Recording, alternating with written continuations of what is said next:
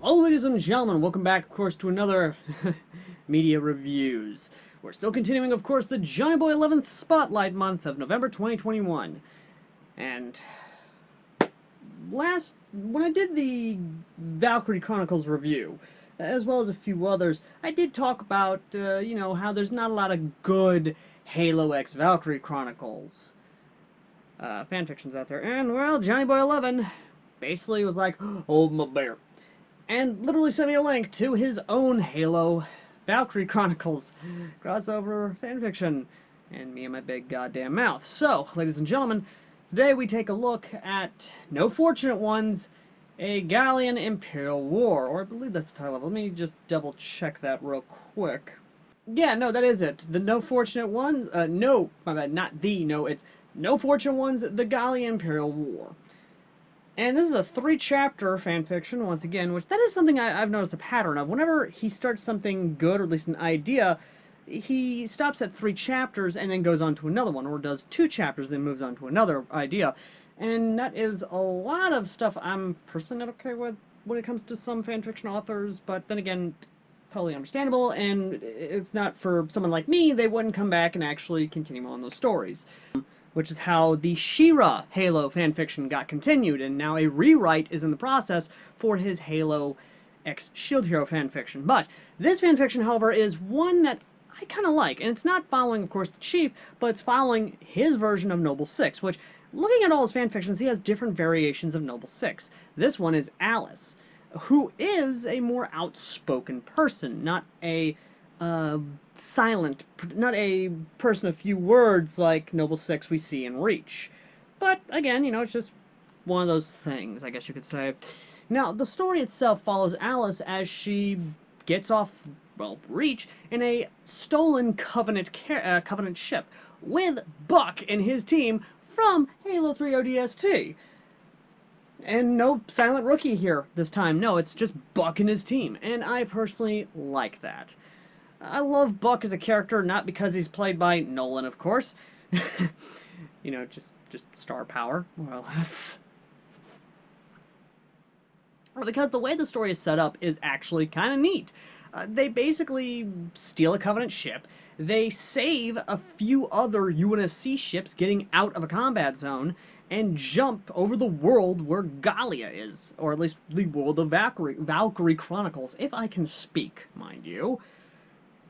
And as they're trying to figure out exactly what the hell's going on and exactly what planet they're over, figure things out, this is where things get kind of fun because they intercept the transmission about the attack on Brull. And because reinforcements are not able to come in time, they realize that they need to go down there and need to help. And who do they send to help out?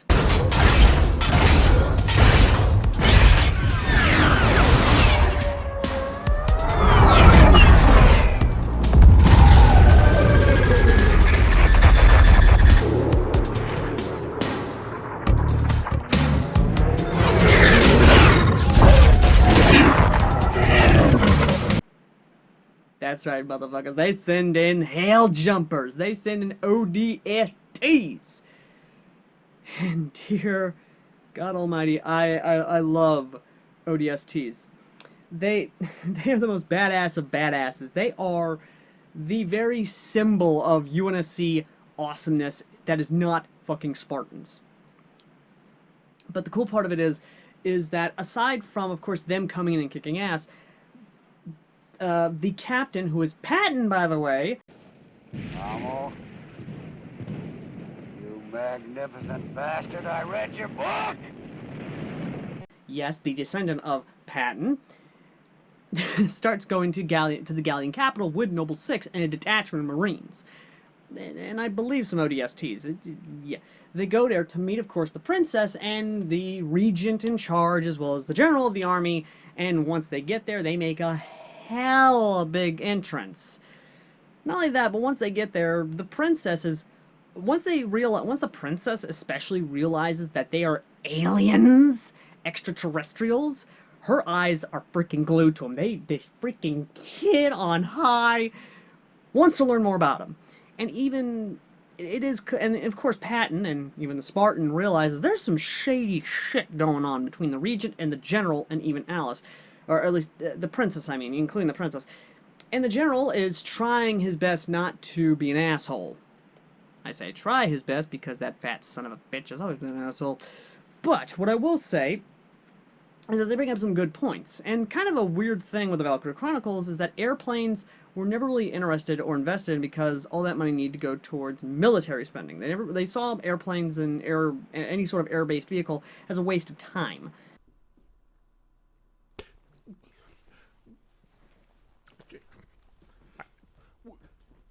What the fuck? That is dumbassery 101 right there. But I'm going to let you guys argue about that in the comment section. I've got a story to review here. So, a pact is, of course, signed between the UNSC and the Gallian government. And the Gallian military is about to get a huge fucking boost, as well as sharing of technology, and, you know, that good jazz. Which, I'll say this now. The fact that Noble 6 is now a part of the princess's bodyguards, honor guard, mind you, and is going to be a liaison between the UNSC and them, already is setting up something that I believe Johnny Boy is having fun with. Because here's the thing about Noble 6. Noble 6 is a Spartan 3. Not just any Spartan 3, mind you, the Lone Wolf. An assassin. Literally having the vector of hyper-lethal. Only one other person has hyper-lethal. And that dude happens to be on the cover of his own video game. You know I'm a big Halo fan when I have this. Anyway, though.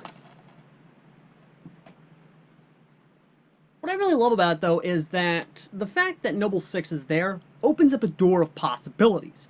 But I'm going to go ahead and say this now. The 3 chapters that are presented are done really well. Yes, they're short chapters because it's obvious this is his earlier work or a part of his earlier work, and I do love it. I love what's setting up because, let's face it, he already has this set up for a Vietnam scenario, or at least with the Falcons especially, besides the Pelican dropships, and of course the other dropships of the UNSC about to be, well, used in conjunction with the Gallian military and the militia, of course. They're about to get a taste of what we were doing in Vietnam. I'm talking air cav superiority. Because all you have to do is literally load up some Gallian troops in there with maybe some not new-ish rifles. I mean, just, you know, teach them how to make M16s, or even, you know, give them at least something better than their fucking World War II variant weaponry. Just load them into some Falcons and send them off with freaking either Fly the Valkyries, CCR's Fortunate Son, the Doors blasting, or even the Who blasting, and just have a ball with it. Right, what a shot! Outstanding, red team, outstanding. Get your case of beer for that. I swear to God, if we actually do get a freaking Apocalypse Now air cav scene, I'm gonna be a happy boy. I really am. I'm gonna be a very, very happy boy. But what about Noble 6 with the princess? Well, Noble 6, being an Oni asset and an Oni spy, the way she is right now, well, not really a spy, but an assassin, can see things, understand things. And once you start seeing what the Regent is doing and how sort of shady that son of a bitch is, what the General is doing and how shady that son of a bitch is, because she is a part of the Honor Guard, she can literally come to the princess, let her know her observations, and tell her that the Regent does not have her interest at heart. The General does not have their interest at heart. And they need to be neutralized. From where you're kneeling must seem like an 18-carat run of bad luck. Truth is, the game was rigged from the start. And the way that can happen is the princess can handle it one of two ways. Either she can understand this and either she could try and talk 6 out of assassinating 2 people, but understand why they need to be assassinated and try and arrest them, or fully understand that keeping them alive, they are too dangerous. And as such, having a UNSC or more competent head in those positions, she could authorize it, essentially. Make it silent. You know, maybe the Regent will have an accident, slip down some stairs and break his neck. The General could be in an unfortunate attack from Imperial sympathizers. A lot can happen in war. You don't know. Aside from that, the war effort itself is going to take a big turn, especially with Squad E. I may have messed that up again, I don't know. But either way, with Wilkins' squad, and especially his tank, and now the tank combat is definitely going to change from static tank positions to moving tanks. Because unlike most, the tank tactics of World War II was more or less stay in one position and fire. Move, then stop, fire. With the UNSC, you don't have to stop moving. They can use modern tank doctrine, or more or less the kind of doctrine they have in the 26th century, or 25th century, depending on which we're going with. But, I get what I'm trying to say. All tactics will be upgraded. The military tech will definitely get a big upgrade. But once it comes to the Darkians, oh boy. That's where the UNSC is definitely going to start raising hell, because once they find out how these people are being treated, much like with the Cadian story, they're going to offer the Dacians a out, essentially. Tell them that if they sign up with the UNSC, not only will they get full UNSC citizenship, they will also be treated as equals. They will be given their own prosperity. They will basically have more rights with the UNSC than anything else. And the Gallian government, if there is, of course, any spooks among the crews, or at least among the cadre of this fleet, there is possibly going to be a silent coup, or at least a nice change in government, you know, slip of hand, essentially, and cause it to where the Gallian government is more more aligned with the UEG and UNSC views in terms of politics. But again, that's just my speculation, and how that can be handled with the cloak and dagger scene.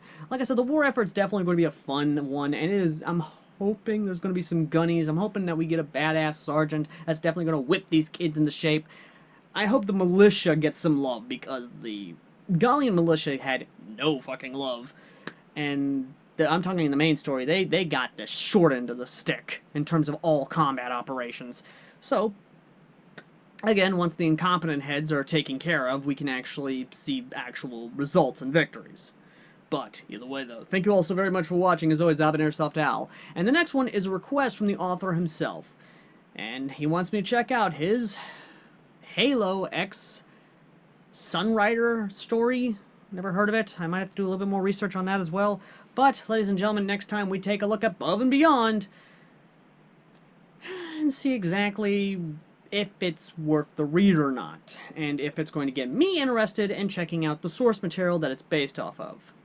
Thank you all so very much for watching. As always, I've been Airsoft Al, and if you want to come check out, well, me and the author, kind of talk to us, you know, shoot the shit and what have you, then consider checking out the Discord link down below in the pinned comment. If you want to check out the story yourself and leave your own thoughts of it in the comments section or on the story's review page itself, link to it as well down below. And if you want to help support the channel, consider donating to our PayPal down below as well. As always, ladies and gentlemen, I've been Airsoft Al, and I will see you lovely, lovely people in the next video. Till next time, later!